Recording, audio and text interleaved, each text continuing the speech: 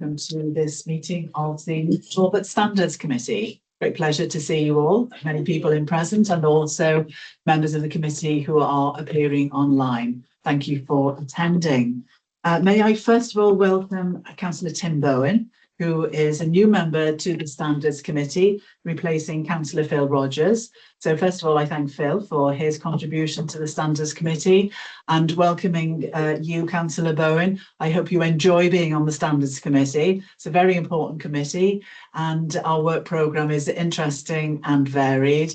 And I look forward to your contributions and the experience and knowledge that you will be able to add to the committee. Also welcome to our group leaders, three of whom are present with us this afternoon. So Councillor Hunt, Councillor Alan Llewellyn and Councillor Sonia Reynolds, beg your pardon. And Sonia, it's your first meeting here. Before we start the agenda, I would just like to say that this is obviously a hybrid meeting, so please make sure your mobile phones are switched to silent. Thank you very much. And possible, we do like to see those who are joining us by online. It was nice to see you. Possible. Thank you very much. Do we have any apologies for absence, Tammy? We have apologies from Group Leader Councillor Helen Clark. In that particular But not from us. No, okay. Thank you very much indeed. Item 2 is declarations of interest. Do we have any declarations of interest from the committee? Thank you very much. Third item are the minutes of the last meeting, which was held actually earlier on this. No, was it held in September? Yes. For members who were there, may I have your approval that they are a correct record of the meeting? Yes, Chair. Yes. Thank you very much indeed. And Greg, are there any matters arising which are not on the agenda which you want to bring to our attention? No, nothing at all, Chair. Everything has been actioned in line with some of the decisions ultimately we've taken previously, and some of the documents now within the process have been uploaded to our members' help for their members' uses. Right. Well, thank you very much indeed. Before we start the agenda from item 4 onwards, I would like to say that we are going to bring our discussion with the group leaders forward because we know that you're very busy people.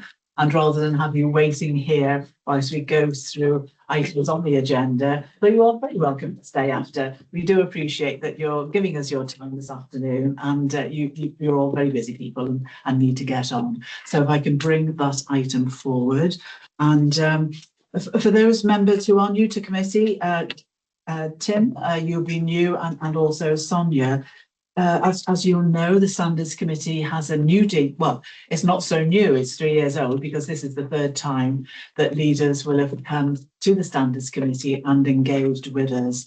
But it was a new duty introduced as a way of, an additional way of helping to raise standards across the council amongst members and to engage with the group leaders, and also for them to consider and understand their responsibilities in the roles that they play in upholding standards of conduct and behaviour right the way across members, regardless of parties. So our role obviously is to monitor compliance with the code, but it is also about engaging with members. So we've had group members and also had backbenchers as well, and that is going to continue. So it is a way of building a very constructive relationship between Standards Committee and members, trying to get members to understand the role and purpose of the Standards Committee, and also to, as we say, to dispel the myths about standards that people only come to the Standards Committee if something has gone wrong, whereas in fact we are here very much in a proactive capacity to ensure that things actually do go right from the beginning, and do as much as we can to do that, and to engage with all the principal characters to enable us to do that. So hence you're here today. So thank you very much indeed for coming. Thank you for preparing your reports, which we've all read. And as I said last year, it is an opportunity for us to engage in a dialogue rather than to be a formulaic approach to, you know, what have you done? We've got the report, and really it's about having a conversation to pick out perhaps the highlights, what you see are the challenges going forward, how you all as group leaders work together and how we can work together, yourselves and us, to promote and raise the profile of members' behaviour, conduct, and the code of conduct itself. Great. Would you like to add anything before we go into the general? No, you pretty much summarised everything. I think I was probably thinking of signature in that particular place. I got very little ultimately to add. I think the key point ultimately for me, obviously, that we were trying to bring across as part of this programme as well, is that when you see the new legislation and the new duties of the Welsh Government, the overarching purpose is to build on and support a culture which is proactive, does not tolerate inappropriate behaviour. And what I would say is I think we've been successful in most part of the organisation in that respect. And I think that's evident by the very limited number of referrals we do actually see to the Public Service Ombudsman, and matters then which ultimately do come before the Standards Committee. Our numbers are very low in comparison with some of our neighbouring authorities, for example. So hopefully what we are doing at the moment is working, and we continue to embed the regime of standards and ethical behaviour into all of our daily actions and what we do then from a member and an officer perspective. The purpose for me ultimately is obviously how we as a standards committee and myself then as monitoring officer can support you in fulfilling your group leader responsibilities and work sure that then we can sort of get that image across then to the rest of the council and to all members at the same time, because code of conduct is a very living document, ultimately is probably the best way ultimately to describe it. Everything that we do as a council should always link back ultimately to our ethical behaviours and our ethical governance for that, and this is just one part of that process. So we're very open and susceptible to any new ideas which would make your lives easier in your capacity as group leader, and happy to try and support you in any way that we can. Thank you very much, Craig. Members of the committee, I'm sure we'll be asking you questions, and just reading your reports just to start off, I think it is always the way with the code of conduct. It's not a tap and finish job. It's an ongoing process, and it's about building up the layers and layers of knowledge, learning from experience, and developing understanding, particularly on behalf of the new members. And as we've often said, new members coming in, a lot to take in, but the training that they have certainly helps that. But as you're applying that training going forward, things happen, things materialise, members get a better understanding of the code, what it means, and the real importance of it, and the impact of it, not just on their own behaviour themselves, but also on how their behaviour is perceived by members of the public. So just to open the discussion, perhaps I could just start by asking you, for yourselves, what has been the standouts for you in terms of what you've achieved during the year, and maybe some of the challenges as well. So over to you. You want me to start? Please start us. Can I just thank you firstly of the invite once more, and we do realise how important our code of conducts are and standards committee, and thank you members for an invite. I can't believe it's a year that has gone by. Now, I appreciate you've had our reports, but what I wanted to outline just very briefly, I'm not going to talk forever, which I can do sometimes, but breaking it down a little bit, because it's all well and good sending in reports. It's what actions come out of those reports and what you actually do within the group, because that is the challenge, dare I say. But I wanted to say what I have done in my role, promoting compliance with the code of conduct. So I've reinforced the expectations of high standards, fairness, respect and inclusivity across all my group members. And that's members who are currently there and any new member that may win elections going forward. So I've held regular group meetings to discuss responsibilities, share good practice and encourage openness about challenges. And that's why I mentioned challenges. So I've ensured all members, as I said, including any new members, are aware of equality and standard policies.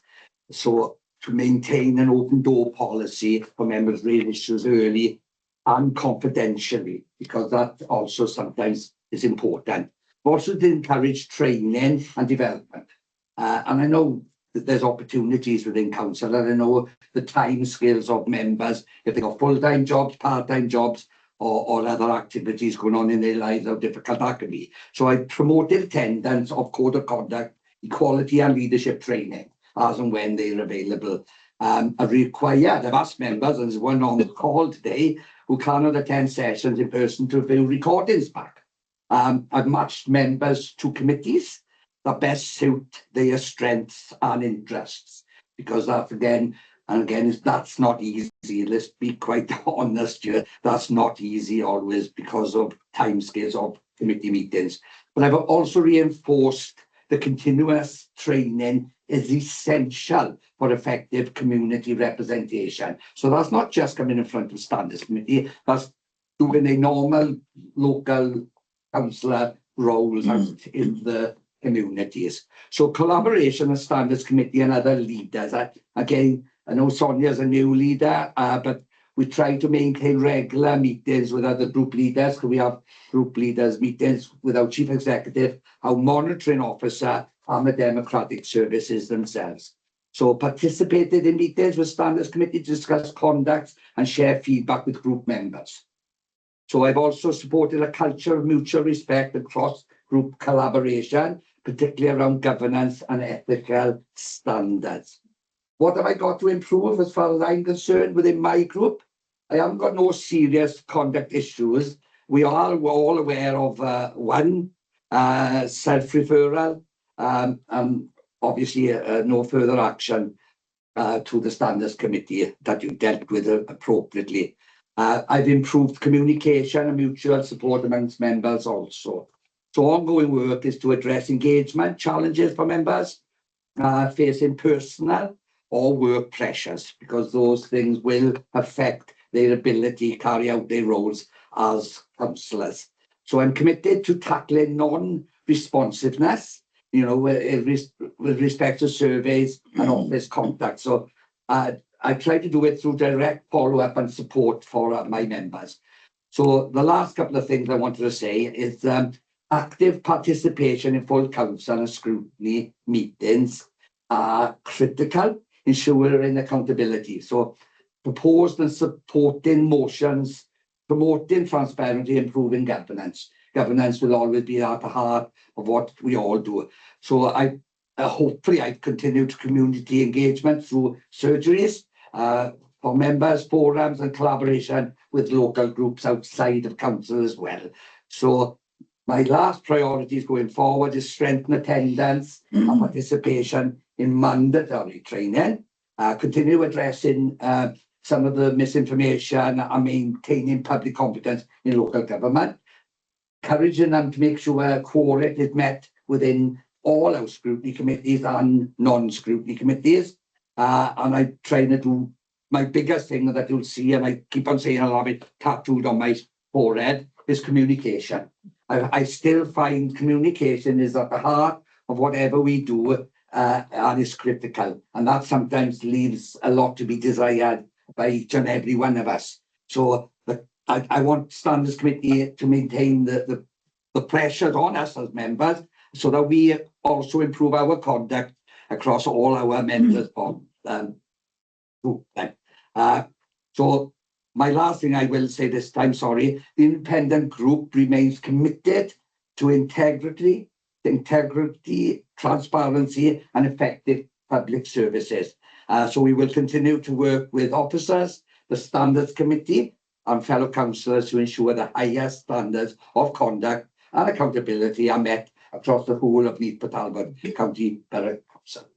So I just wanted to get that out, because I broke it down to the year's work that I embarked on as a group leader, and having the feedback from the members. So that's where I am with our group at this moment in time. So thank you for allowing me to address you in that way, Chair. Thank you. Thank you very much, Leader, and that's good to have that summary, very comprehensive summary, thank you. So before we ask questions, perhaps we can hear from the other two leaders, and then we can have a dialogue, because there may well be common things coming out of your comments. So yes. Yes, diolch yn fawr iawn. Yes, and thanks also for the invitation as well on this occasion again. And I think that Steve, the leader of the council, has sort of covered in his report.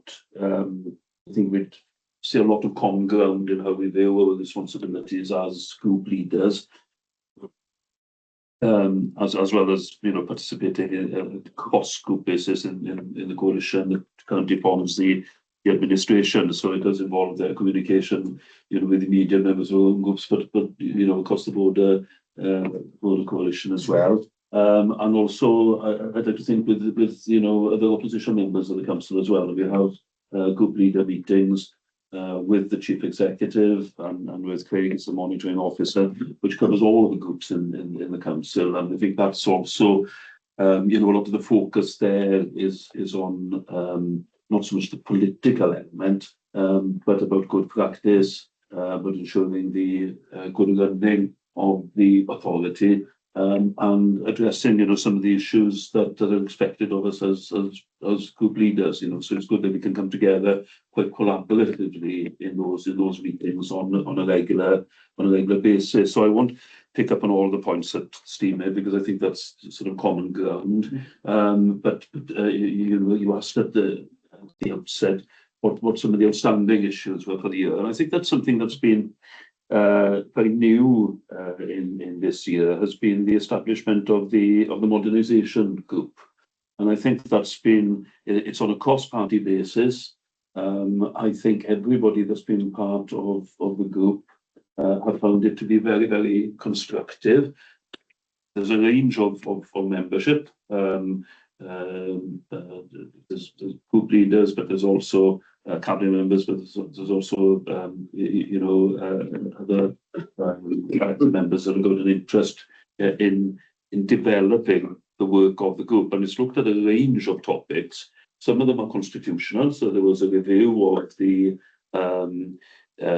rules, in effect. Craig will correct me if I'm using the wrong terminology, but the rules of conducting council business. So the report was taken to the council annual meeting in May, which revised aspects of the constitution. It's looked at other, apart from the constitutional elements, it's looked at a number of very constructive, very practical aspects of the running of the council. It can be the conduct of meetings. It can be even looking at the accommodation. As you know, there's a big revamp of the accommodation currently taking place. We're all juggling around this. I think this will be the first time that I don't know if this is the first time the standards committee has met in this room, but it's second time. Yeah. So obviously, at some stage we'll be able to revise those arrangements again when construction work is finished.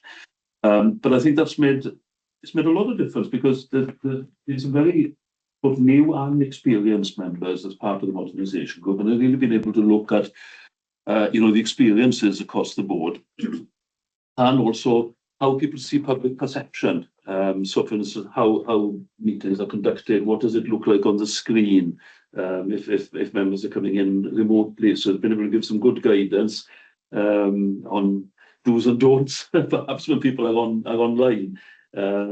But it's also been able to look at things like the revision of casting ahead to the next work of the Boundary Commission. So to the fourth bridge, the Boundary Commission, once they start with one, they'll go on to the other. So we've been able to start looking at different aspects like that. It's been very wide ranging, and I think it's been. I suppose we're all a little bit anarchish around the table in the modernisation group, but we all, I think, have found it very interesting. Sometimes quite challenging. Good opportunity for people from right across all of the parties. Yes. You say with experience, new, not so new, to work together to a common purpose. And yes, that's very helpful, isn't it, in terms of sort of breaking down barriers between people, between parties, whatever, because you are working together on a specific purpose. Yes, and although there's been a lot of consensus on a lot of the issues we discussed, a lot of several members have brought different viewpoints, and certainly I've found a lot of it quite thought-provoking. That perhaps at the beginning of the meeting I'd have a view about something, and I'm listening around the table and thinking, oh no, that's a good point. Perhaps I'd look at it in a slightly different way. It's not decision making. It doesn't have any authority to make decisions, but it's a good way of bringing out the issues and being able to advise the officers as well. So that Craig's role as the monitoring officer, and head of the democratic function, to be able to go away and work up proposals and bring back then more formalised proposals, which you'll have to go to full council or wherever the relevant decision making is. So it's been interesting. Yes, good, excellent, thank you. And coming to you, Sonia. So of course, this is your first introduction in this capacity to the Standards Committee, but of course you've taken over from Councillor Rob Jones, so we've had his report. So it's not your report, it's his report, but perhaps you could just tell us for you what has been. Thank you. Thanks to Craig, I've seen a copy of Rob's report, and of course, saw it a while back in the group. We have a very sharing group with the largest group, as people will understand, within the council, and we meet approximately 3 weekly, although the council schedules have been a bit variable recently, and because we try and meet timely before council, there's been a bit of shifting and moving around of that. However, my sort of leadership style has always been one which has embraced working as a member of a team rather than being apart from the team, and very, very much, I want the group to run like that. I am one of the older members of the group, and therefore and we have a lot, of younger members, new members, and 2 younger members who've joined during this time. So since the last main council election. And it's always more difficult, I find, for them to sort of catch up and be aware and know their responsibilities and learn. So the group has spent time supporting them, bringing them forward and developing what looks like massive potential going forward. And that's key to me, because at some point I'd like to regain my life and have other people move forward. So developing potential amongst the group members, developing and looking at their personal development, their understanding of the role in relations to the code, and just generally how to work for the benefit of the residents in Neath Talbot. So we do that. We work on that consensus way of working. Everything is decided by consensus. It's not a decision coming down from the leadership, as it were. I'm currently holding one-to-ones with each of the group members, looking at their desires and their issues, and that's informing how we work together as a group. So going through all 26, taking a bit of time, but we're working through slowly, and looking at how people can help each other. We've also been trying to set up a bit of a mentoring system within the group so that people can support each other, and that, I think, is particularly true. We're in a situation where the world has changed very rapidly in the last few years, and I think we're still seeing changes in the way you work because of that. The modernisation group is playing a key role in some of the council procedures around that, but as councillors, the change in terms of the move to hybrid working, which is still playing out, and still the impacts are showing, the ways of working, the ways of learning.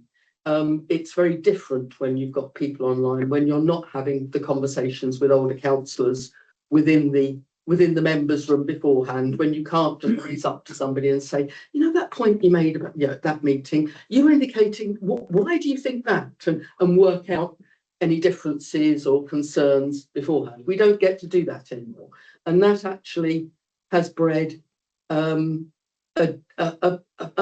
slightly more, on occasions, combative view and way of working, which can be unhelpful in terms of how people behave and how people liaise. So we're looking at how we can overcome that, how we can move forward, encouraging councillors to try and come into meetings, have those informal contacts before, liaise with members of the coalition so that we're not strangers to each other. I am still meeting councillors that I've only ever seen on the screen, and therefore having difficulty recognising people. So there are those issues around. I've also had significant support and ongoing support from other officers, from democratic services in all of this. And I do find our officer team are extremely helpful when managing this sort of thing. Craig is very helpful whenever needed. I've been having long conversations about the use of video as social media develops and as the changes are coming through about posting all council meetings. Then there's concerns about whether the protocols and that, you know, coming out from my group and therefore we're discussing it and asking questions as to how we can make sure we act in the right ways and responsibly and within the code and within standards on posting on those and what the concerns are around it. And I think, you know, there are perhaps, you know, we discussed there might need to be a tightening up of some of those protocols and ways of working. Social media too is developing quite rapidly and getting more and more aggressive and difficult. And I think we may need to go to discussion regularly back on that. And we do as a group, it would be nice to bring that forward to other areas. I meet therefore regularly, not just in the group leaders meeting, but myself and my deputy Laura meet with the chief executive and Craig on a sort of 6 weekly cycle, just to touch certain things. One of the things that came out of that was, you know, it is a hard job these days. Being a councillor is getting harder, and you know, the pressures are increasing, particularly for the younger members who work, who have childcare responsibilities, etc. So, and I'm finding, you know, there are a number of councillors out there, my group, and from others who are expressing areas of stress and issues. So we did ask for if the welfare support available to employees could be extended, and I'm really grateful that within weeks that has happened. And that is now available to councillors. So there is that private support there. And we're looking with the modernisation group at the new scrutiny system. I think there are, perhaps as we go forward, there's a lot more tweaks to the scrutiny system. Certainly, I'm finding, whereas you used to be able to look at papers beforehand, now it does find it's more difficult to get access to information, particularly when things are going back historically and issues being raised historically. So we're looking at how we can be sure of what we might be saying or discussing before those things come out. And I think they all reflect on then how councillors behave and how they can approach meetings and working with other groups. Well, thank you very much. I'm now going to open it out to members of the committee to ask questions or make observations or whatever. So who's the first? Oh, yes. Sarah, would you like to come in? I think you had your hand up first. Thank you, Chair. So I've got a question for each of the group leaders present. I'm just wondering if there's anything more that they feel they could do as leaders, but also whether there's more they feel we could do as a standards committee to be more proactive about preventing issues arising. I do have another question after this one, if that's okay. Thank you, Sarah. Yeah, open that out to group leaders.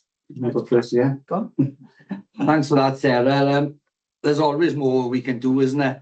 I suppose, as Sonia said, I have one-on-ones with my members as well, and that's not always achievable. Putting me in my position as the leader of the authority as well, that comes even more complicated, finding that time.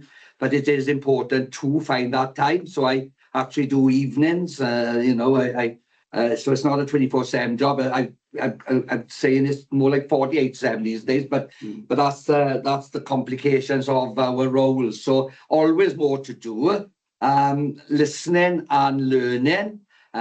Sonia also hit the nail on the head, the complications of social media and other aspects of our lives that I'm copied in everything from you know, a post about a fire up a mountain to a water leak in another property that belongs to potentially Titarian. So yeah, I think the distinction between a councillor, their responsibilities and roles is critical for members of the public to understand as well, because while we look after our own constituents, we have to remember we are county borough councillors, and anybody across the whole of Neath Talbot could at any time come to us for support or help in our own sort of roles. So yes, there's more to do. What could the standards committee do?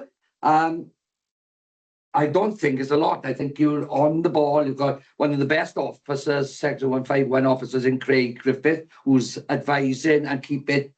He's young. He's still young, and I call him young and enthusiastic. There's a lot of roles in other councils. Many of them are a lot older. You could say have more experience, but I wouldn't think that's the case. So I think the Standards Committee are spot on. If they spot anything that they need to advise us on, then I'm sure they'll do that. So I don't think I'm not looking for anything from you, but I would look at perhaps to improve my ability as a leader to govern and support my group. And if there is anything that you, as members of this Standards Committee, could advise me on, I'm up for that as well. So that's pretty much my sort of response to those sort of double-barrel question. Thank you, Steve. And Sarah, your second question. Sorry, that question was for all of the group leaders. I put you two up. Sorry, Sarah, before I go on, I do apologise. I cut both of you out there. So yeah, please, over to you. I was, in terms of more, I'm not sure.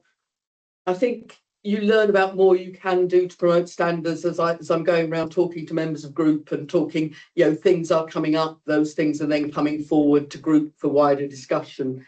As I've said though, group is, it's mine to share the information to make sure that's there, but it's not, you can't dictate to a group of councillors. Sometimes it can be like herding cats to get them all to go in the same direction, as is the standard phrase. Therefore, it's very useful if they hear it from the horse's mouth. We therefore were very pleased to be able, the offer from Frances for her to attend group on occasions if wanted, and that's been helpful. What might also be useful if, say, once a year, you're going to hate me for this, the chair of standards were to offer to attend group meetings to discuss issues of standards with groups, so that the members themselves can question, ask, go into, find out what's going on. I think that could be helpful, although I don't want to put any more pressure on. One of the other things that comes to mind that I think is getting to be complex is if Standards Committee could give some consideration to this issue. More and more councillors, I myself have always been and had detailed discussions with the monitoring officer about it, involved. More and more councillors are getting intensely involved in organisations in communities and have commitments and interests there.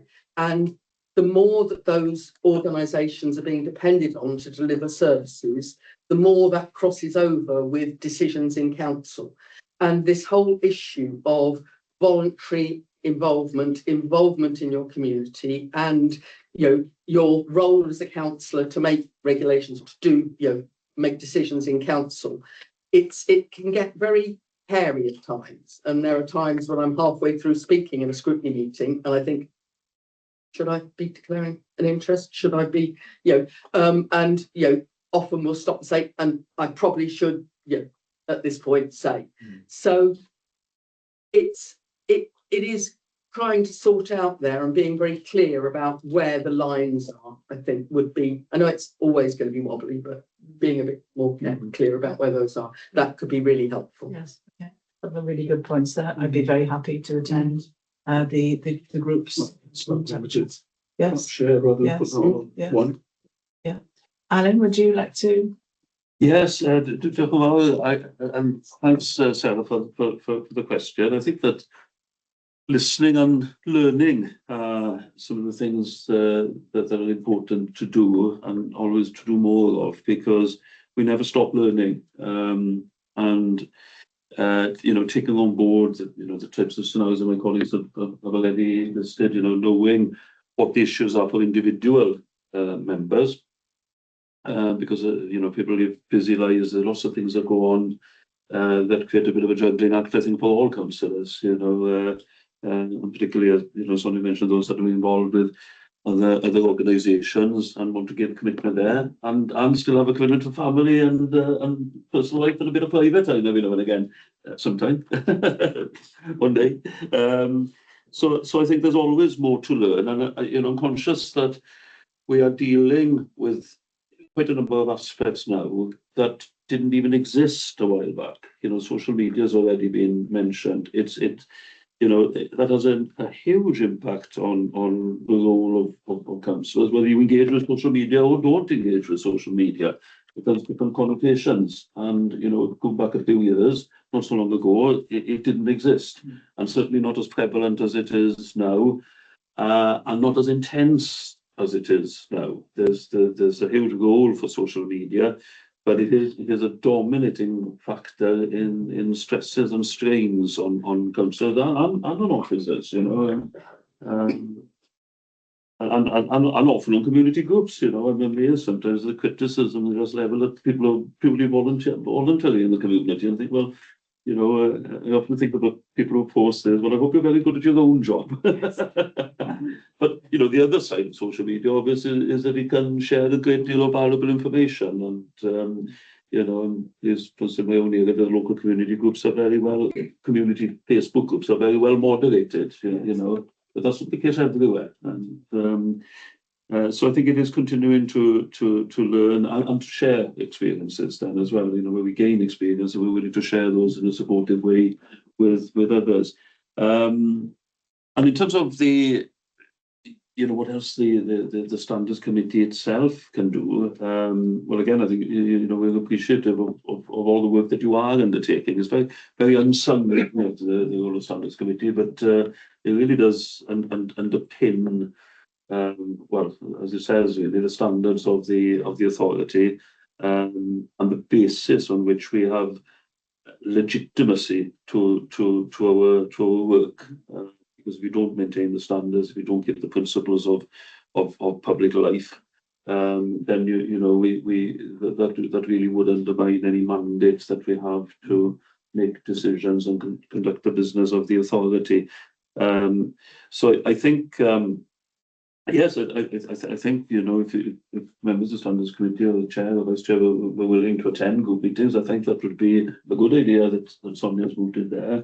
And I'm trying to remember whether or not, Craig, you'd probably remember, if we've had a recent seminar at all on the works of Standards Committee. I know we cover it under we cover it under the Code of Conduct training, but it might be an idea because attendance at seminars is usually pretty good, I think, isn't it? You know, you never get 100%, but people do take an interest in a very wide range of all member seminars covering just about everything, really.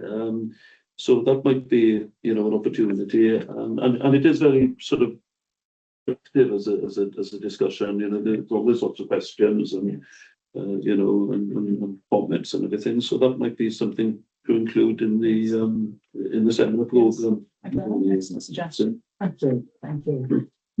Sarah, your second question, please. Yes, thank you, Chair. So my second question is really for Councillor Hunt. As leader of the council, do you feel there's something you could do in that role to promote higher standards within the council? Well, I'll reiterate what I already said, I suppose, Sarah. I mean, you know, we cover, and I take a lot of advice from Chief Exec, from you know, corporate directors, and Craig in particular, who's really an important figure of this authority. He monitors a lot. I don't know where he gets time. I believe he is having a little break and he's off to America shortly. So I hope he enjoys that break. But yeah, my advice would be non-political, obviously. It's about making sure all members, I forget the group, I encourage the 60 members to take a bit of responsibility in their own right, ask for help and support. I would emphasize that right across the council so that they're able to find what they need. If they're struggling in any way, go to their group leaders, of course, within their own group, or to officers if they feel something's confidential and they don't want to share it. I think it's about taking responsibilities, as I said, for what you may be going through, and the permutations of, I know it because our occupational health department have been quite busy, and that's within the workforce. So as leader of the council, and my objectives are also for the health and well-being of all employees, 6,500, Craig, roughly.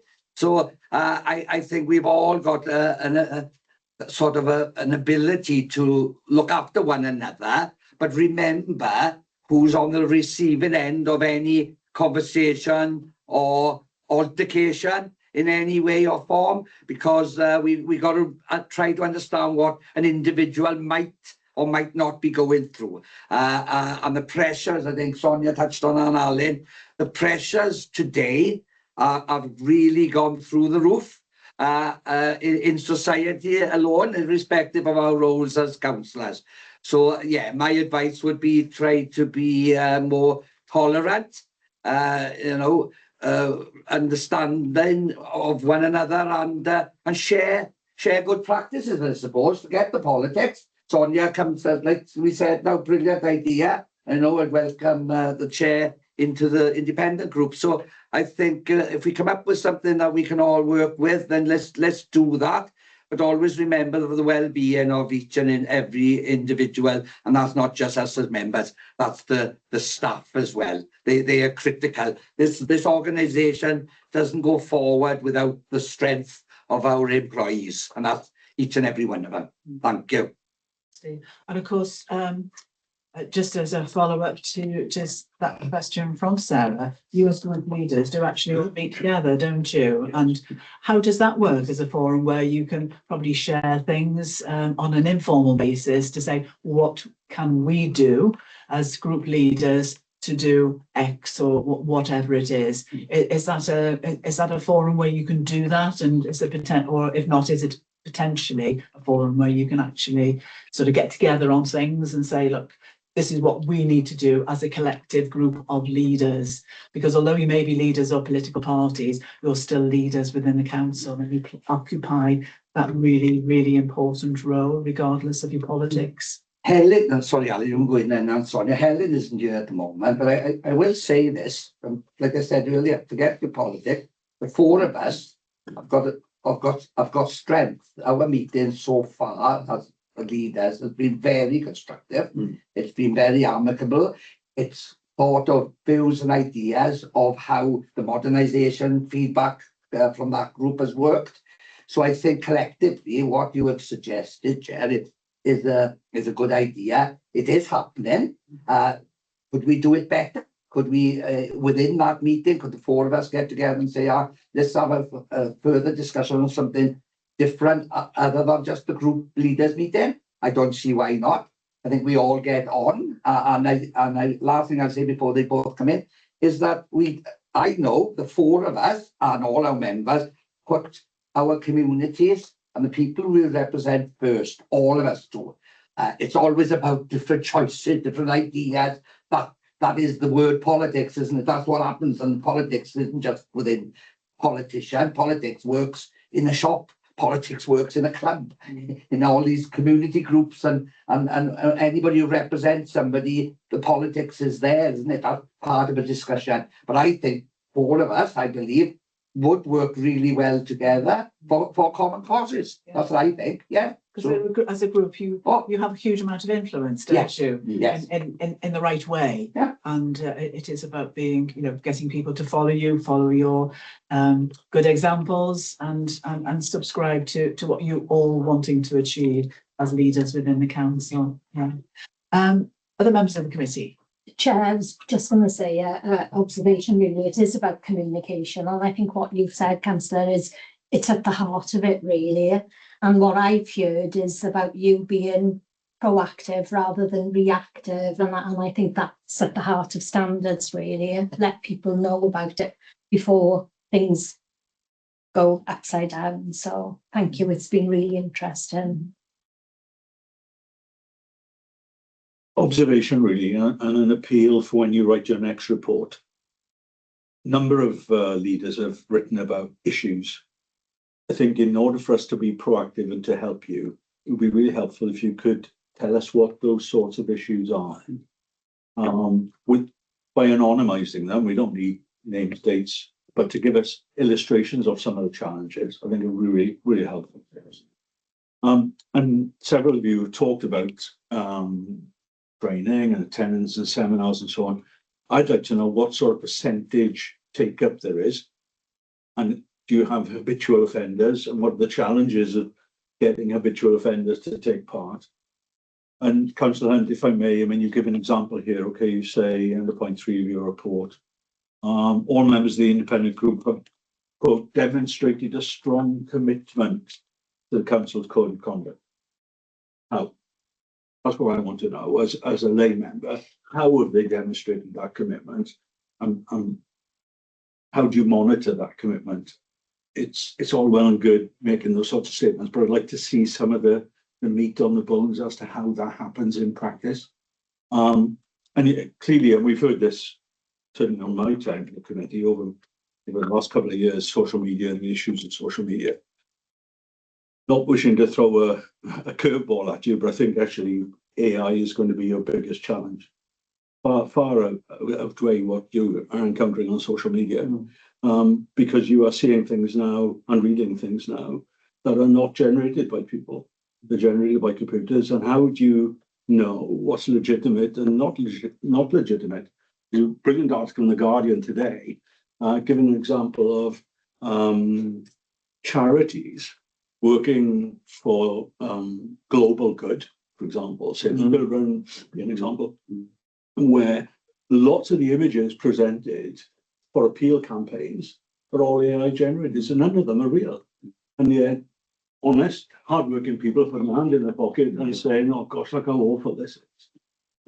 Their intentions are good, but their mechanism to achieve the outcome is rather questionable.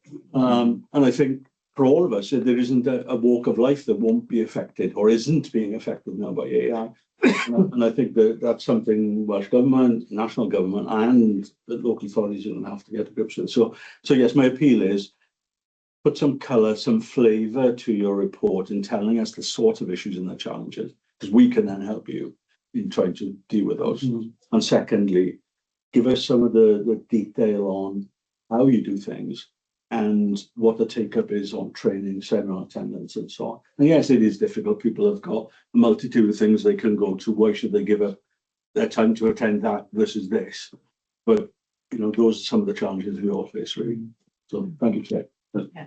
Chair, as it happens, that question of attendance at seminars and so on was one of the things we discussed at our last group meeting. And, you know, how do we monitor that? You know, in terms of some of the training and you know, in terms of committees, you know, there's a public record of attendance and everything. That's not quite the same in terms of you know, internal training and seminars. Nonetheless, there is a record of who's attended, and in particular, we and colleagues, you know, we monitor you know, some of the key attendance that's required as for standards training, and that really is absolutely crucial for members, so they understand the requirements, but also understand the support that's available, because it is a support mechanism as well as holding to account. And I think you're right about you know, AI. I mentioned a bit earlier, you know, that we're dealing with things now that we didn't know existed a few years back, and AI is a prime example of it. And you know, going back briefly to social media, you know, how do you know what's been generated? Has that been done by a bot somewhere? You know, you look at profiles and you think, that's not that's not a real profile, is it? You know, but you're never quite sure, you know, because it's clever. Well, especially for a Luddite like me, it's clever stuff, you know. And I take the point perhaps about perhaps being a little bit more illustrative in our in our reports. So for next year, I'll ask ChatGPT to something suitably likely. I'm just joking, honestly. And can I say, yeah, thank you for those advice. I can take that on board. And sorry if I sort of misled. My intention was, when you got 17 members in the group, majority, look, hands on heart, you'll say that some are not proactive as we would like them to be. And no matter what I do or say, that's not going to change because of their work. They got elected or whatever, they're here until the next election and people will judge them then. So no, there's not everybody in my group would even look to do the training, no matter how much I shout and scream at an individual, but the majority. Because in my group, we got cabinet members, the majority of cabinet members in the authority. So I know how good they are and the responsibility roles they hold. Then we got chairs and vice chairs, again, doing that work. So the majority of my group, I got a couple who are not proactive, and that's the honest truth. You are right, putting meat on the bone, explaining what and how we arrived at some of the points we raise is important. I take that on board, and I'm somebody who loves IT. I do AI. You know, I make videos out of photographs, and I got a massive following on AI because I understand it probably a little bit more than most, and the dangers of it, you've highlighted. It is quite concerning, but what we would do here, I can understand it, but we'll make sure that anything that we do or say, and that's the other thing I pass back to a group, do not read or say or do anything on a post if you don't understand it. Bring it back to me, I'll check with Craig and we'll identify any issues or concerns that we may have. So, but again, I suppose you may need training if you're staying on standards committee chair. You know, you've got to keep up with what's going on. It's no good thinking you might know something when it's the complete opposite. Or I think you spoke before the meeting started, you know, about hackers and they send servers. That's what they do. We're going to hide a server in a photograph or a letter, and servers in your computer. Once that's in, they got control of your computer. Those are the type of AI generated. It's a marvelous, way forward. But it's like anything in the wrong hands, it gets abused. Hence, we have look at many of these big businesses recently in the news that have had to, and lots of people employed, isn't it? They have to shut down while they deal with all the complications of getting it back up and running. So, but I think the points you raised there are very, very appropriate. And you are right, not just sending in a report saying this is what the conversation was like. What did happen within the group? I take that on board. Craig, this will be minuted, Chair, won't it? Yes. And then maybe we can have that information so that going forward we work on some of the points you raise. Thank you for that. Thank you. And Lida, if I can just pick up on, sorry, Sandra, because I bring you in on this as well, because it's all for all three of you. But Steve, you said in your report, and you picked up, so I can mention it, that sometimes it's difficult because some members are lazy about not filling in member surveys and not responding to officers of council. And I think that's a behaviour issue, isn't it? So how do you sort of change that behaviour? And you may or may not come across it with members in your group, but that is a very difficult thing to change, isn't it? It's behaviour you can encourage. Sonia, you said, I think, that you can't force people. It is about their willingness to do things, to understand why they have to do these things. So can I just say briefly on that, and we've had this conversation within cabinet, we've had it in meetings with officers. Sometimes a survey can be so laborious, it can be so complicated, it can be, they always leave a bit at the end to have your say, but it's loaded. Sometimes it can be longer than it should be. Sometimes the questions are not asked in the right way. So I think people's lives are 100 miles an hour. And I know we can encourage them, but if they say, well, is it only tick boxes? And if they say it is only tick boxes, they may do it. If it's anything else, they'd say, oh, I haven't got time for that. And that's why, if you notice with us in the media, we try to do a lot of videos. People will love visual stuff when somebody's talking. You post 3 or 4 pages for them to read. No chance. That won't happen. So I think we've spoke about this. How do we get a survey that's interesting, that's quick, but still gets the outcomes? So I think there'll still be some members, as I mentioned here, there'll still be some members who just won't, right? And that's, it's hard.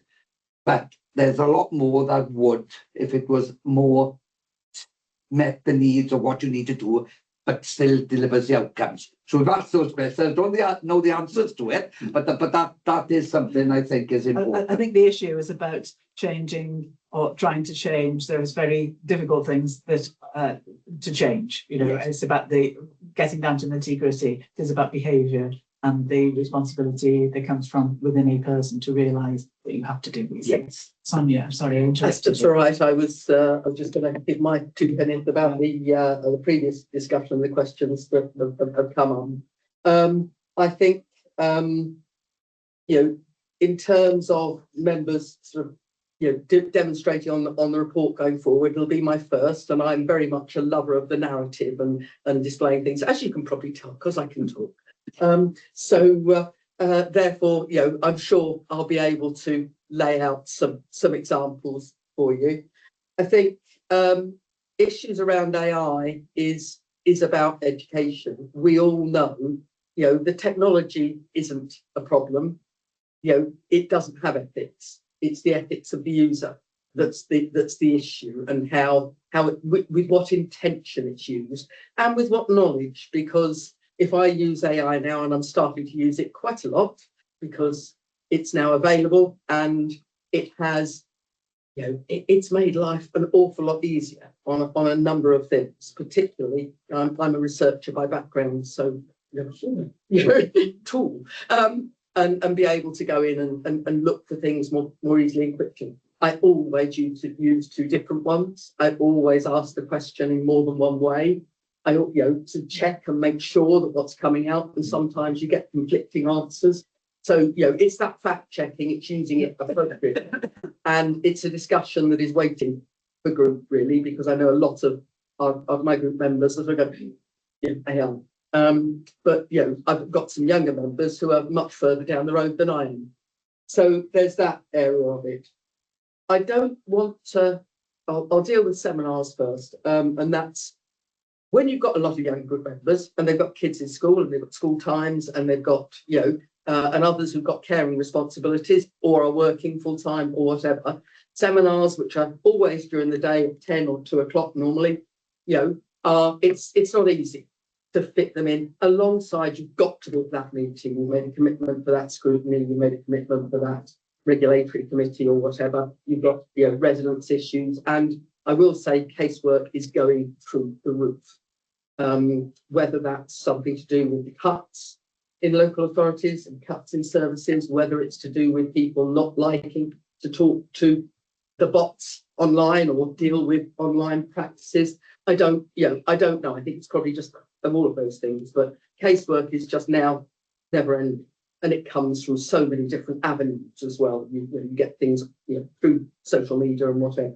So councillors' time is a real issue, and we've had this discussion several times in the modernisation group and in other areas.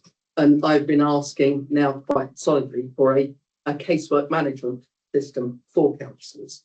And I'm hoping we might, because we don't have anything. I'm trying to keep things in order and keep to GDPR and ethics and not sharing information you shouldn't, and all of that can get quite complicated. So that would be a useful thing to go forward with.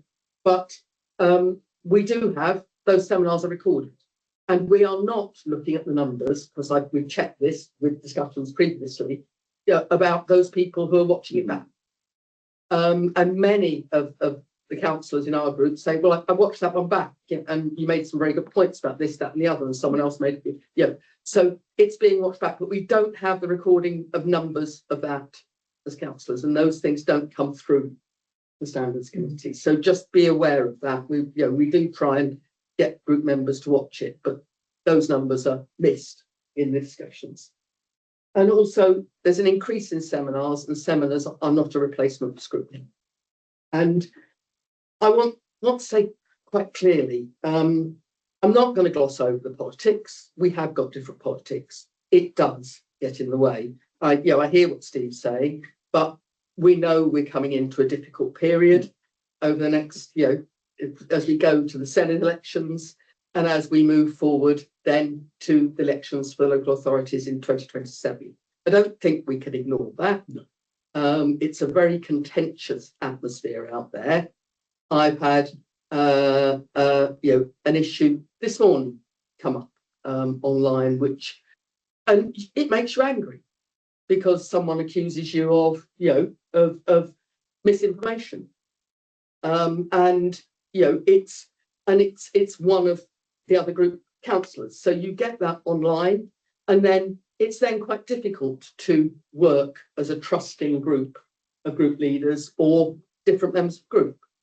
And in those situations, as that develops, keeping your group members to, always check, take a breath before you respond, all of that sort of thing. So the politics is an issue, and it's not something we can just ignore. It is there. And that does mean that we, yes, we do have conversations, but we don't tell each other everything.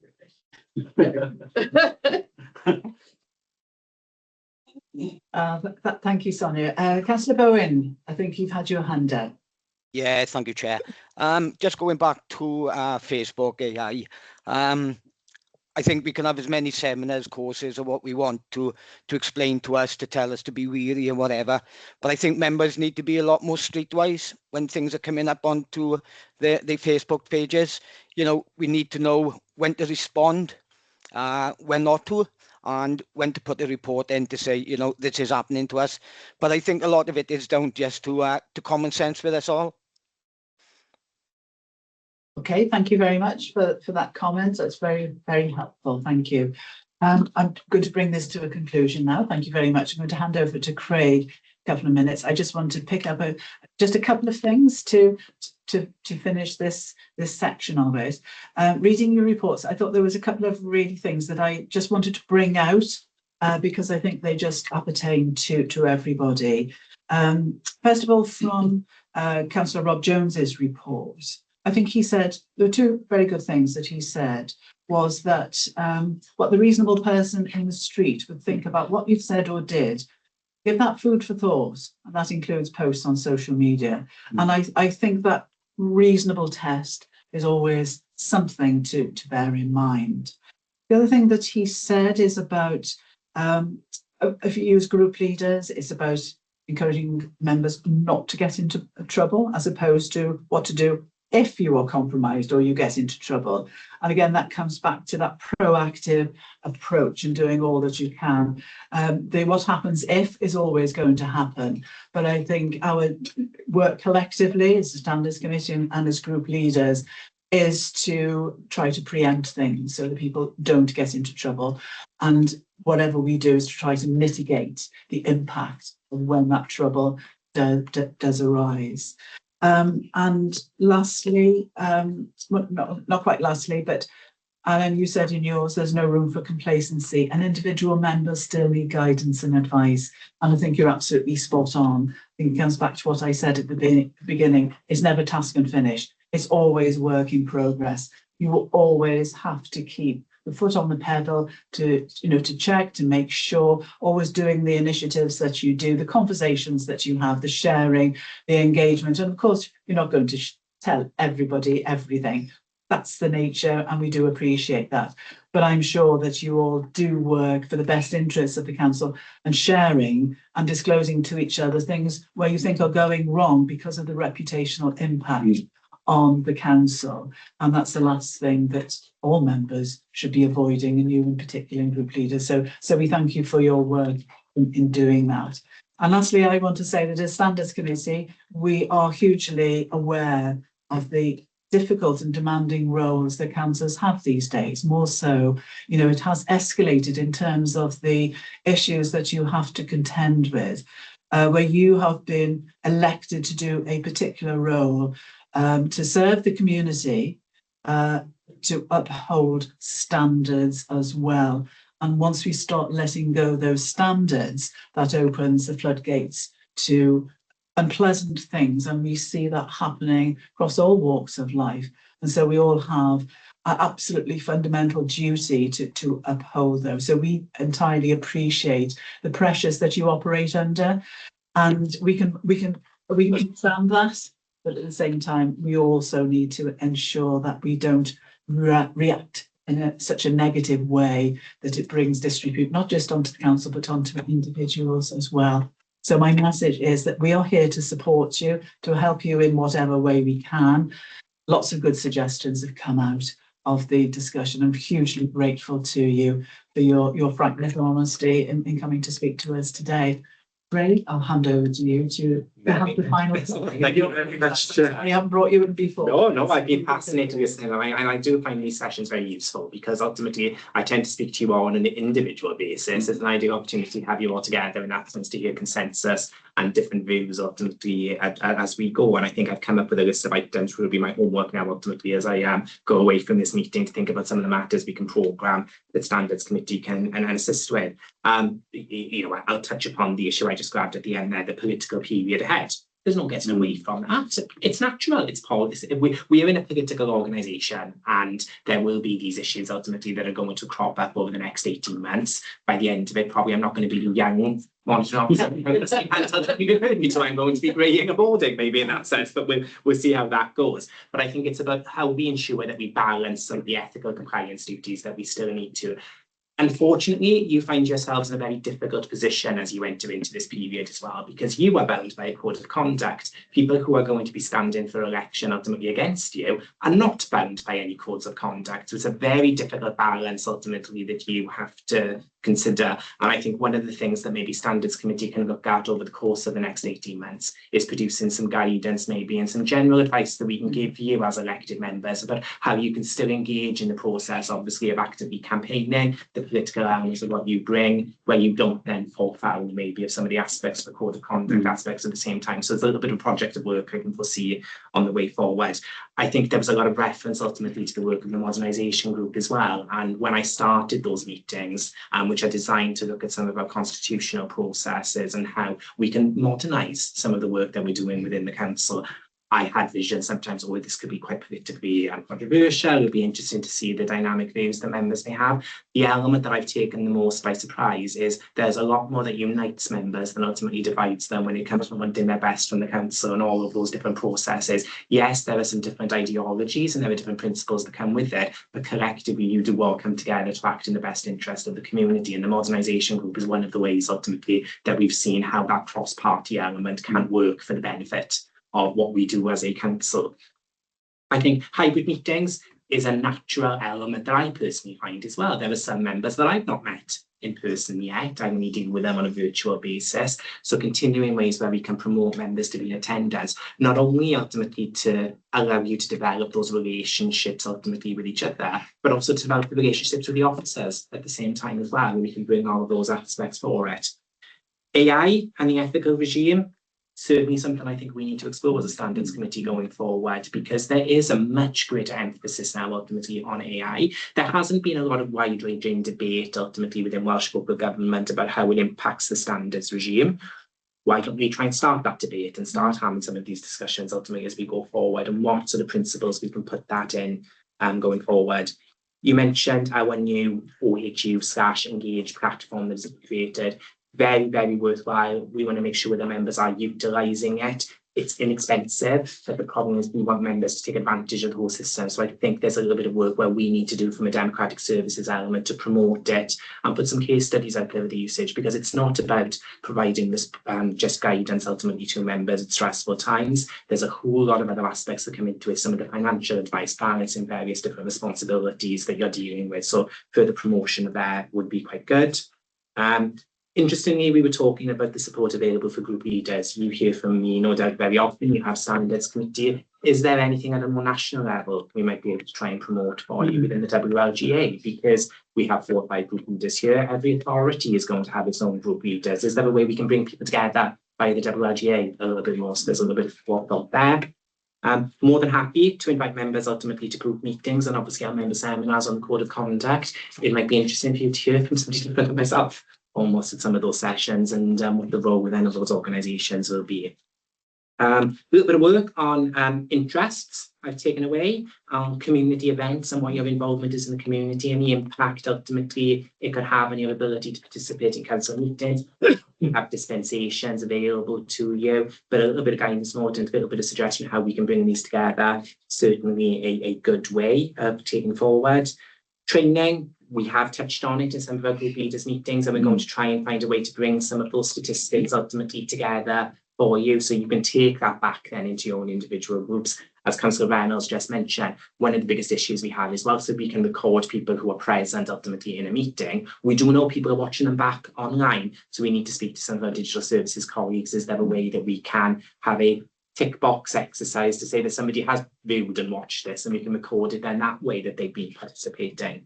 The annual reports, absolutely. I think going forward, I can work with you specifically on the reports to take into account some of the views that we've had here. And if it will be helpful, we can also consider maybe having some aspects to be considered in an exempt way that don't go into the public domain. So you can give some practical examples which can come forward then maybe. So a little bit of work there. And finally, survey fatigue. Absolutely right. I think that can be an aspect. We have tasked you with some very long surveys over the course of this year when you look back. And I know, for example, with some of our overarching surveys, we tend to have the Democratic Services officers contact you directly to work your way through those questions. Can we combine? Can we merge? How can we use different ways to get that message across? I'm thinking AI in that sense might be the answer to the solution here, but certainly we will take that on board, because as officers, we get a number of different surveys and sometimes think, oh gosh, another one to do, and you want to make sure you're getting your message across. The members, I can understand it can be equally frustrating sometimes with the level of questions that we ask you and when we need some responses from. So lots of different things ultimately that I think we can take forward now as a standards committee. It's about putting it into a forward work programme as well, and also how we can use our modernisation group as well to make sure that we are getting the collective views of all members as part of it. We have our 2 elected member representatives who sit on this committee that hopefully can bring the viewpoints back. I do encourage them to take it back into their groups if there are any particular matters that arise, but we can make sure we can get a cross-section of those as we progress. And I think the final element for me is just to say thank you, because whilst I'm here ultimately to advise you and the Standards Committee are here to support you, the people who are at the core face of it are the 3 of you collectively. And whilst I'm telling you sometimes you've got to do things, you've got to address this, it leads to you having to perhaps have some difficult conversations ultimately at time and to be able to put things forward. So I'm grateful that you were always at the other end of a call. I can speak to you on any particular issue within the group. You're always receptive ultimately to what we need you as a council to be considering. So it's just a thank you for me. Yeah, so Good. Well, thank you very much for that excellent summary, Craig. We are going to have a busy year. Yes. Aren't we? Yeah. Thank you once again for your time. It's been an absolute pleasure to have you, and you've shared with us so much, and we're very grateful for coming here today. So thank you. Thank you all. Appreciate it. Thank you.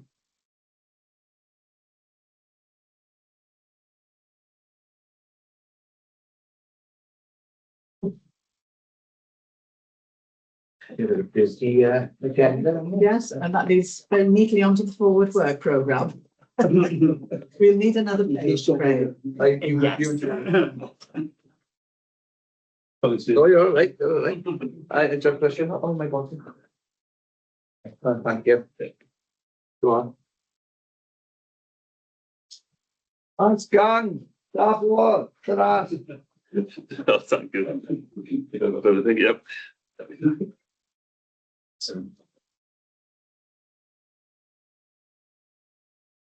Craig, would you like Yes, to? absolutely, Chair. So forward work programme, obviously then that have been programmed. I will be doing a little bit of reflecting after some of the discussion today, and I'll try and restructure this. I'm conscious of the fact that we've got an 18-month period of work, so I will try and see if I can plan some of these ultimately within the course of the current cycle, and I'm not overwhelmed members. I'm asking me to do a send it out to you, hundreds of pages of documents ultimately for you to read. So I will do a little bit of tweaking, Chair, and I will come back. Obviously now our next meeting is going to be in the new year, gosh, 2026 already. So I will start with some elements of this. Yeah, okay, excellent. Thank you, Craig. And there will be some interesting things based on that discussion today will be coming through. So that's great. Thank you very much. So we note the forward work programme and look forward with anticipation to the additions. Thank you, Craig.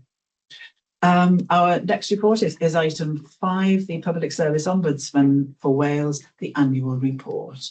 Indeed. So as we're talking about looking forward, now is just our opportunity to reflect a little bit and to look back at the previous year. So this is a report that comes forward from the Public Service Ombudsman for Wales on an annual basis. It's effectively their annual letter setting out all of their statistics of the matters that they've been considering over the course of the past year. And the way in which they do then is they break it down specifically for each local authority. So you get an opportunity to look at where you stand ultimately in some of the figures that they are also considering. And then they break it down further then to give us information specifically in respect of Neath Talbot Council. So whilst it goes through our Cabinet, our Governance and Audit Committee to look at the various elements of complaints and some of our figures there to look at the systems that we have in place for recording those and the type of subject matter it relates to, they do specifically comment on code of conduct related matters, which of course then is something that comes within the scope of this particular committee. So you'll see that ultimately during the course of the last year, they had one particular case referred to in respect of Neath Talbot Council, which was then marked as no prima facie evidence of breach. So that was where they identified that there was no breach of the code of conduct ultimately at that particular point. So that's in respect of the County Borough Council, which is a slight decrease ultimately from the figures that we had the year before.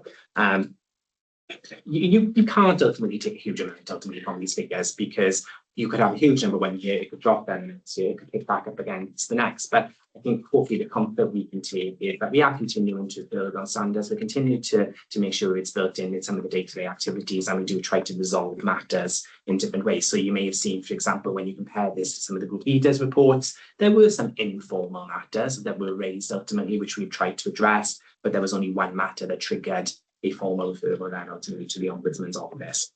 In respect of town and community councils, you'll see obviously that there has been a slight increase in the number of referrals that were made. Nothing at that point that has been referred back to the Standards Committee from the previous financial year. And in all of those cases, ultimately, that they identified that there was no evidence of it. But nevertheless, some complaints were ultimately made against some town and community councillors in that regard. So we have recognised that as a Standards Committee, and we've been doing work to try and promote ethical behaviours and standards with town and community councils, which is involving attending a number to deliver some training sessions. There's opportunity for members of the Standards Committee to go out to observe town and community councils as well. But obviously, there has been a slight increase in the numbers there.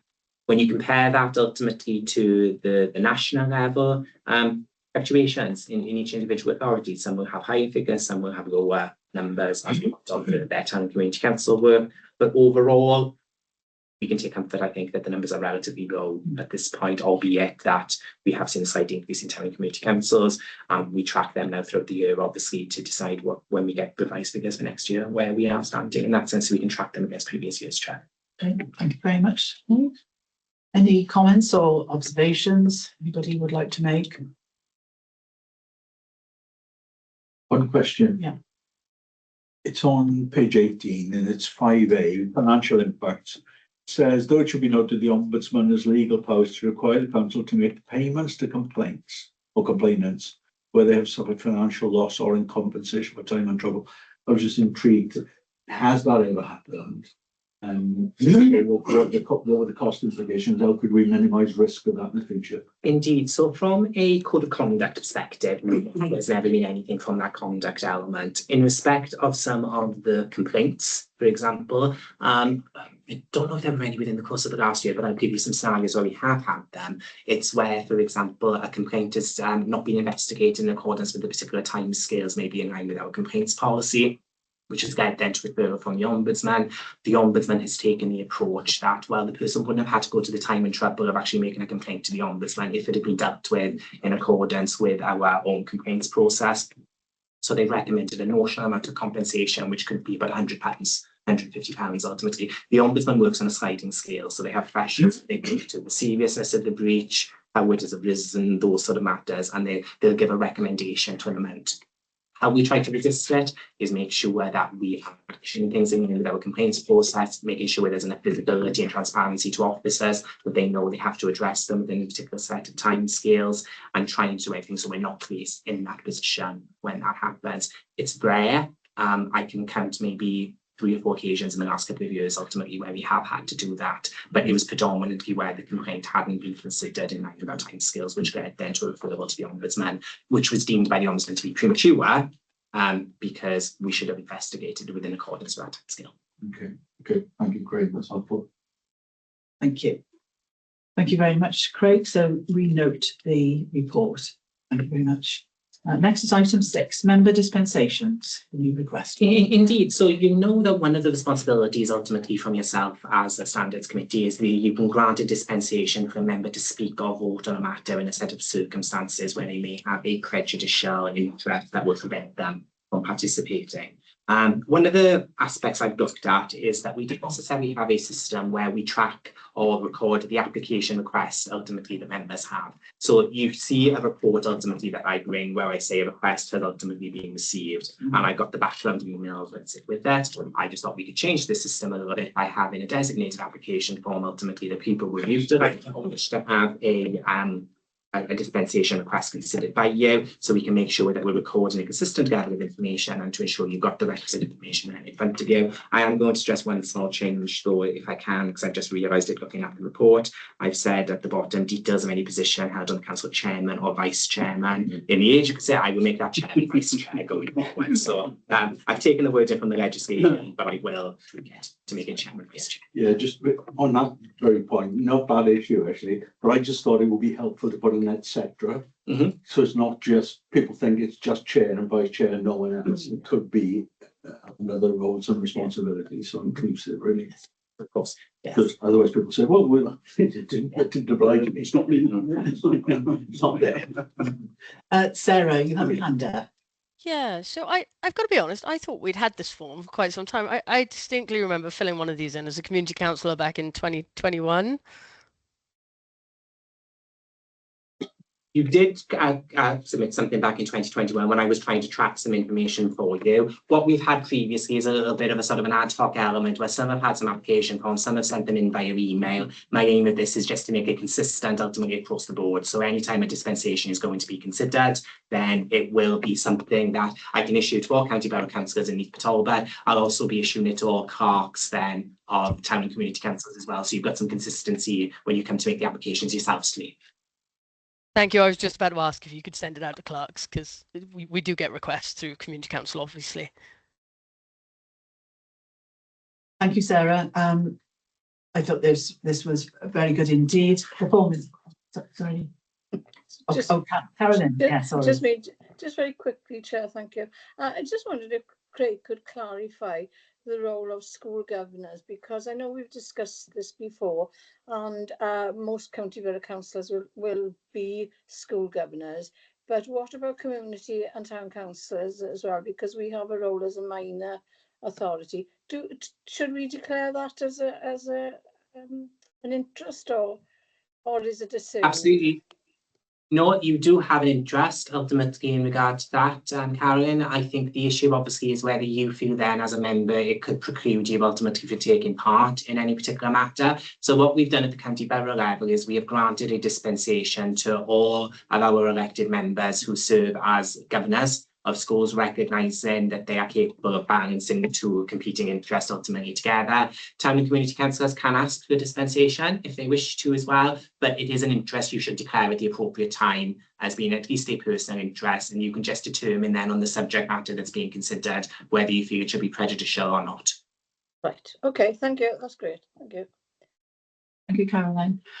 Yes, thank you, Craig. I thought it was very good to have this form nice and simple, easy for members to fill in, bearing in mind what we've just heard about long documents, and introduce that consistency. And when you have something like this, everybody knows the information required, and I think that is always very positive. It's easy to collect, it's easy to record, and easy to fill in. So thank you, Craig, for that. So we note and approve the report. Thank you. Thank you. Next item, in view of what's coming up over the next 12 months. Absolutely. Again, very timely in that sense, like the discussions ultimately we just had. So what we said in our annual report this year is that we would look at a way of developing a short document ultimately for those members ultimately considering standing as candidates in future council elections.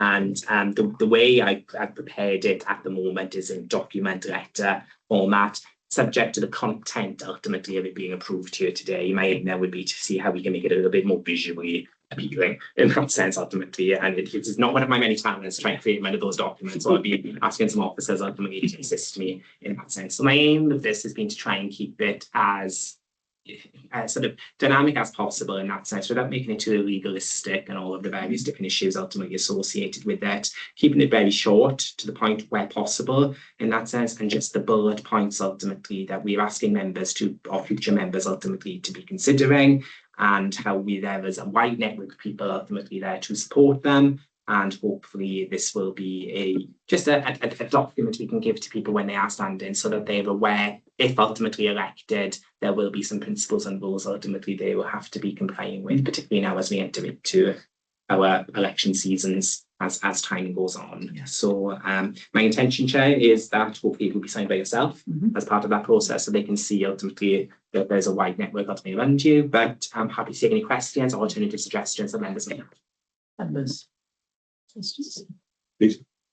Just a couple of comments on the letter itself, Ray. When I was reading it, I read, I commend, and then a couple of further lines, this is significant and commendable. I just wondered if we could change the words there rather than have commend twice. And also at the end where it says breaches of the code, etc., training or even suspension, I think or even could be omitted there. No problem at all. I think it just strengthens it. Other than that, yeah. Absolutely, no problem at all. I'm happy with those. Any? Fourth paragraph starts, however. Mhm. Second sentence, all councillors are expected to behave well. What does that mean? So,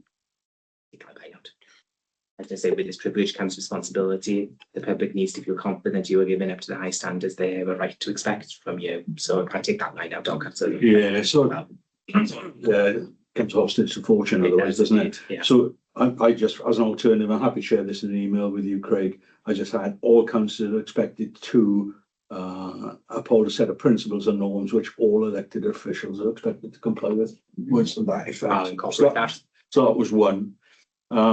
The third bullet point from the end on that same page, be open as possible. I think consistently transparent is perhaps a more appropriate term, because what does as possible mean? Sorry, I'm being devil's advocate. No, please. And then just a couple of things on the second page, second paragraph. You'll have access to a comprehensive programme of learning and development. And I thought you could sort of put a positive spin up on it by saying it's expected you will access and avail yourself of. Yeah, so the expectation is there that you will do this, not that it's just that it's available. It's up to you whether you take it up or not. So I'll put an email to you. That would be Just those fantastic. Thank you so much. I'm happy to incorporate all those suggestions. That would be great. Any other comments or observations? Good. Well, thank you very much, Craig, because this was something that we talked about. So let's hope it has the desired effect. And then Google task. I fear. Yes. Thank you. So we approve that. Yes. Have your approval? Yes. Thank you. The Welsh Standards Committee Forum, which I sit on as chair of the Standards Committee. Indeed, Chair. So this is just a report. We agreed that any minutes that were considered at that meeting will ultimately be brought back ultimately to the Standards Committee, so all members had the opportunity to have oversight for them. And it's as a result of me reading through some of these minutes, such as issues of dispensation and approaches in that sense, for it that made me realise we could put some sort of processes ultimately then in place to be able to address it. Just before you for noting, nothing there of any major significance, Chair. Is there anything specifically you'd like to add from your previous attendance of them? But we'll just continue to note these, and it's an opportunity for me to see about some of the discussions within the network that I will get our best to do excellence committee. Yeah, no, I have nothing further to add. Thank you, Craig. And it's useful for the committee to see the minutes of it. And yeah, it's an information forum, so it's useful to share that information, good practice. But I do realise that actually, Craig, we have very good procedures here in Neath Talbot, and when I hear some of the questions that are being asked, I do think, oh yes, we are doing that in Neath Talbot Council. Not boasting, but it is testament to the quality of our officers and Craig and his team in the policies and the practices and procedures that are in place. That you run a pretty tight ship. Something, just if I can ask really, Chair, in your next meeting, the penultimate or the final bullet point under 4, it starts, it was not clear how many had completed the One Voice Wales training and signed the Civility and Respect Pledge. You would think that the Civility and Respect Pledge, you could follow that up. Who hasn't signed it and why not? And the same with the One Voice. I have those statistics to hand. I can easily give you an update on that at the next meeting, Chair. That would be acceptable under our minutes items, because we as a standards committee did actually write out to all of our town community councils to promote the signing of that document. So I'll be able to give you an indication. It's actually logged on their website, I believe, but I'll get that data and I'll bring it back to you then. Yeah, Yes, thank you. Thanks for picking it. Okay, thank you very much. We note those minutes from the. Sarah? I was just saying, when it comes to the One Voice Wales training, clerks would normally have a record of which of their councillors have attended it as well. So, I mean, we probably could gather that data if we wanted to. I'll get some details from Carter and Councillor Thomas in that sense, and we'll see what we can gather. I know some authorities have done it in a slightly different way. Some do the One Voice Wales training, some have actually invited me in to deliver their training in that sense. So we have picked that up as part of some of our surveys, again, that we issued. Sadly, we didn't get a huge response back ultimately from some of those. But again, I'll get some statistics and I'll bring that back, okay? Thank you, Craig. Thank you. And before we reach the end of part 1, do we have any urgent items? Thank you very much. Well, that concludes part 1 of the meeting. Thank you all very much indeed for the contributions to this session. And I move that we now go into private session to exclude the public from the following session, from the following items that we have to discuss in part 2 under section 100A of the Local Government Act 1972. Thank you. Just to confirm, Chair, that recording has